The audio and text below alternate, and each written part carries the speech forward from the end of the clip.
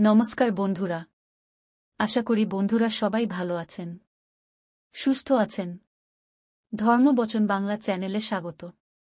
বন্ধুরা, যারা ভালো কাজ করার চেষ্টা করে তাদের অনেক বাধার সম্মুখীন হতে হয় এবং এরকম পরিস্থিতিতে বেশিরভাগ মানুষই ঘাবড়ে যায়।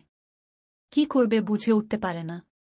যারা ভালো কাজ করার চেষ্টা করছো তারা বাধা আসলে কি করবে সেই প্রসঙ্গে ভিডিওটিতে বলেছি। তোমরা অবশ্যই ভিডিওটি শেষ পর্যন্ত মনোযোগ সহকারে দেখো এবং কেমন লাগলো সেটা কমেন্ট জানাও। তাহলে চলো শুরু করা যাক। একবার এক বনে এক মৌমাছি ও গুবরে পোকা থাকত।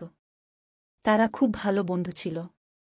একবার মৌমাছি গুবরে পোকাকে বলে যে মধুর মতো স্বাদ আর কোনো কিছুতে নেই। আমি একবার মধু খেলে তোর আর ময়লা খেতে ইচ্ছা করবে না। এই কথা শুনে গুবরে পোকার মধু খাওয়ার ইচ্ছে হয়।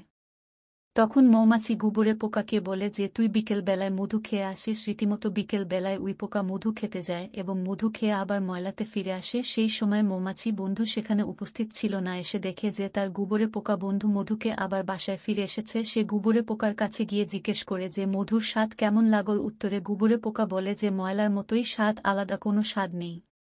এই শুনে মৌমাছি অবাক হয়।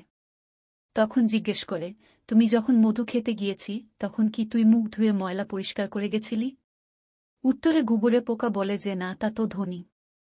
তখন মৌমাছি বলে যে কাল তুই আবার মুখ ধুয়ে তারপর খেতে যাস এবং পরের দিন গুবরে পোকা মুখ ধুয়ে তারপর মধু খেতে যায় এবং পরের দিন গুবরে পোকা মধু খেয়ে এত ভালো লাগে যে সে আর মধু ছেড়ে ময়লাতে ফিরে আসে না এবং সে তার বন্ধুর সাথে ঘুরে ঘুরে মধু খেতে থাকে। মানুষের জীবনও ঠিক এই রকম। যখন কেউ ভালো কাজ করে বা ভালো দিকে মন যায় বা ভালো কিছু করার চেষ্টা করে তখন তাকে বাধা দেওয়ার জন্য নানারকম কথা বলে মন ভেঙে দেওয়ার মতো মানুষের অভাব থাকে না।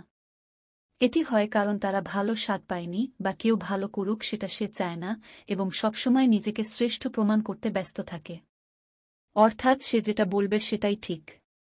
আর যতক্ষণ মনে আত্ম অহংকার বোধ না যাবে ততক্ষণ তাদের ভালো কথা বললেও এরা হেসে সেটাকে উড়িয়ে দেবে এবং যখন এরা আত্ম অহংকার থেকে দূরে রেখে নম্র হয়ে ভালসাদ নেবে তখন তার খারাপ করতে পারবে না।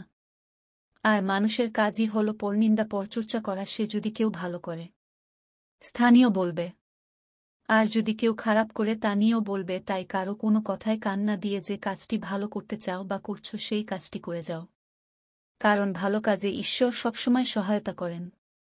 মানুষ নিজে যেমন নিজের চিন্তাভাবনা যেমন অন্য কেউ ঠিক সেরকমই ভাবে। আমার অনেক ভিডিওতে ভগবান শ্রীকৃষ্ণ